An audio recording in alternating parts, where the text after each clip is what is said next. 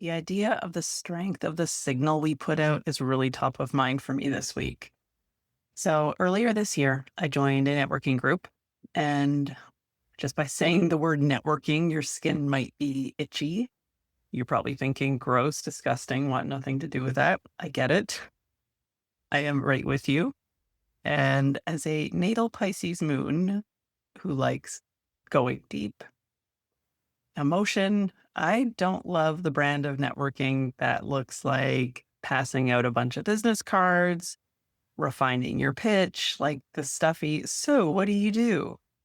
It's so cringy. Not my favorite thing to do. So I don't do that. I won't. I do it in such a deeper, authentic way that really feels good to me. Yes, there's plenty of other people who do it the cringy way. That's fine. That is good for them. If it works for them, amazing. But in a group setting, even though this is a professional networking group, there are always a handful of people that I know I'm going to truly connect with. And these people find each other without trying. It's putting out such a strong signal again. And it's not like I'm putting out the signal, I am trying, I am shining my light. It's not that. It's showing up calm, confident, grounded, knowing that we're putting that out. So during my first meeting with this group back in January, one lady after the meeting, so it was a great meeting, streamlined, stuck to a schedule. Well, my boundaries, love that. One lady made a beeline to me right after the meeting and says, I need to talk to you. She's like, when I heard you're a writer, I wanted to talk to you. And then she started talking about all her projects that she wants to start and where she works. She sees a documentary in there, like lots of cool stuff happening. So this alone is proof that when we're emitting a clear signal, the people who need to hear it hear it. And also, thank God, this signal does not involve filming B-roll, dancing for attention, doing things like crying into your iPhone and sharing that on Instagram stories. No, thank you. Or the word or writing version of that, endlessly trying to be perfect and trying to tweak every word of every post and essay to be just right. None of that. So it was really just me showing up as clear a vessel as I can be, been doing this work for many years, ready to listen and learn. And I am not there to promote, perform, dazzle, definitely not dance. Yeah. It's funny. There's a post that I have. I made a comment on an Instagram. I made a comment on a LinkedIn post a couple weeks ago. I don't know who actually wrote it, but it's one of those things that showed up in the algorithm. And it talked about, can we please stop dancing at networking meetings? Like this forced stuff is not okay. Like all the things that we're forced to do, like turn and meet with a partner. Like, oh God, kill me now. Literally, whenever a facilitator says that, I am instantly checked out. Like, I don't want to do this. I'm here to learn from you. I don't want to talk to the person next to me unless I want to. Anyway, I digress a little. So this interaction with this woman got me thinking about the signal we put out into the world with our words, whether that's spoken or written, across the screen, or even in person, across the table at a coffee shop, or standing in front of a room filled with strangers. It got me thinking about what dulls someone's signal. I have a list. It could probably be longer, but I'm going to sum it up. Approaching interactions, thinking about what you can get more than what you can give. Speaking before truly listening. Listening is a skill that a lot of people do not have, unfortunately. It's obsessing over how you want to be perceived, leading you to change who you are so that you fit what someone else wants you to be in order to be liked and accepted. It also is letting AI write for you and be your voice. It's what you put into your mouth. Alcohol and any other mind-altering substances, the energy of dead flesh, not eating healthy food. What you allow into your mind, mainstream news, endless social doom scrolling, comparing, living in your head, like thinking all day without ever actually putting your feet on the ground, feeling the sun on your face, taking a moment to notice your breathing, hearing the sound of leaves rustling. It can also sound like rehashing conversations over and over in your mind, or staying up too late, night after night, binge watching something on Netflix that is like violent and just low vibration. When your signal is jumbled, the noise can get so loud you can't hear your own thoughts, your own intuition, your inner compass. Relating this to writing and also speaking, how clear is your signal if you're engaged with all of these activities? Not only could your signal be weak, but I think the bigger problem is that it's not you. Thoughts, images, the energy of thousands of others with weak, muddied signals mixed up in a slurry with your energy and spit out back to the world. So to boost your energy signal, at first, there's nothing to add. There's nothing you need to do. Just subtract.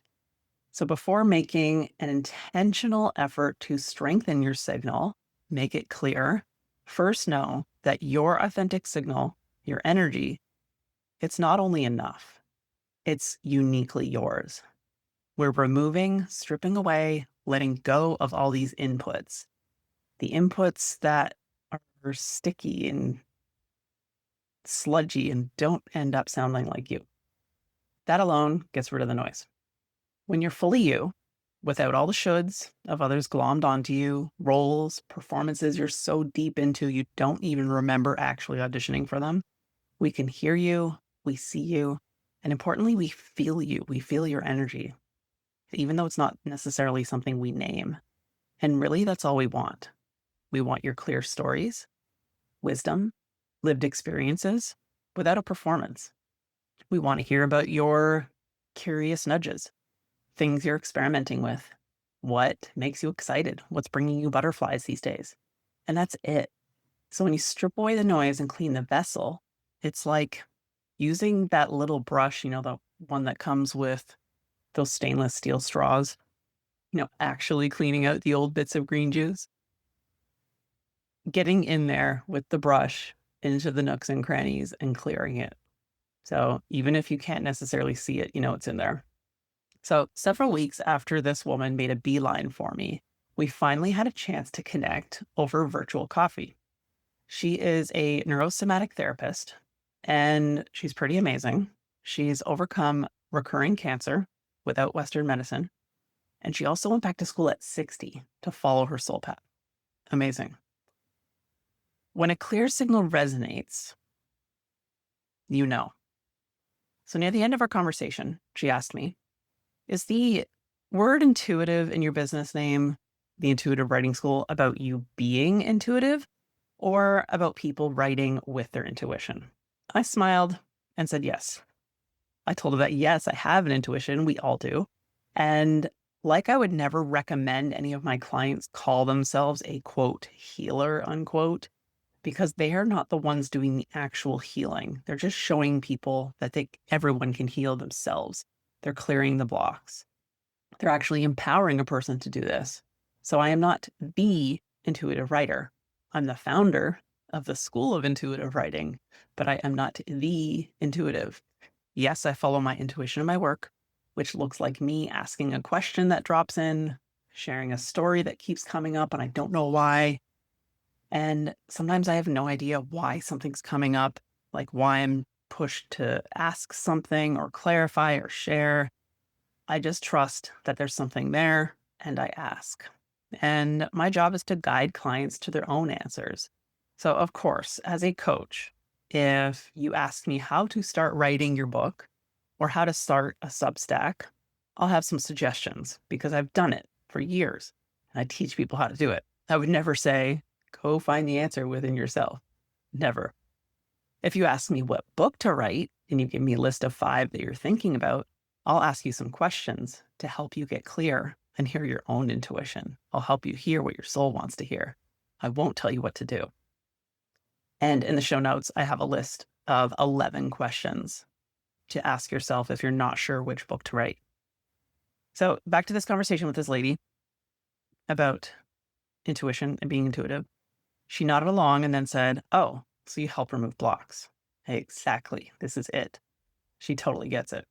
This woman removes the blocks her clients have using physical methods like acupressure, breathing, massage, pressure points, and things like that. So we both use energy, and our signals need to be clear so we can hear what our clients need. And we finished our conversation with me laughing, saying that I don't want to actually touch my clients, though, like she does.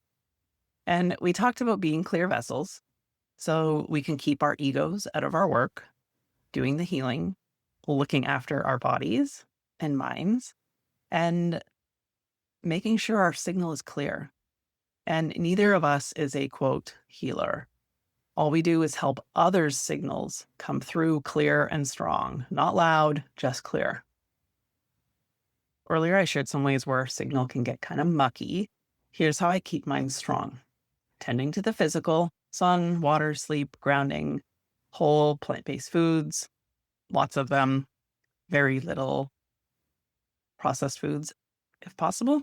And if I do, I don't stress about it. That's also important, the stress.